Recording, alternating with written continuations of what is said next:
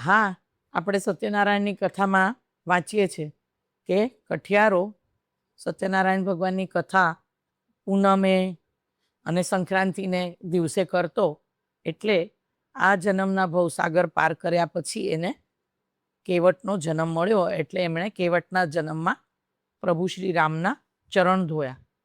હવે પ્રભુ શ્રી રામ અને કેવટની મુલાકાત થવાની હતી. આ પ્રસંગ જે છે એ રામાયણમાં છે.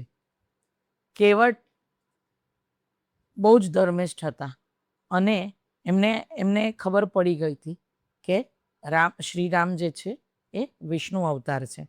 એટલે એનો ભાવ એક જ હતો કે પ્રભુને કે હું નદી પાર કરવા વાળો નાવિક છું અને તમે ભવસાગર પાર કરવા વાળા નાવિક છો. આપણે બંને છીએ તો નાવિક જ ને. અને બીજું કે જો એ પ્રભુના ચરણ સ્પર્શ કરી લે તો એ આ ભવમાંથી પણ ભવસાગરમાંથી પાર થઈ જાય.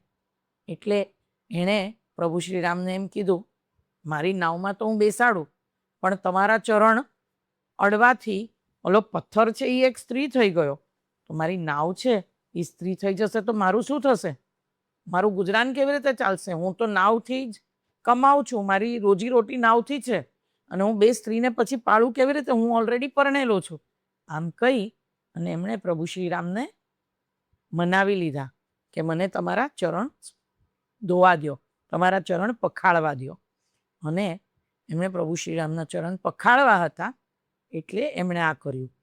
પણ કેવટ અને પ્રભુ શ્રીરામનું મિલન શાના માટે થયું? કેમ કે એ ભક્ત હતો, એ બહુ ધર્મનિષ્ઠ હતો, સાચા પથ ઉપર ચાલવા વાળો હતો. સમજ્યા?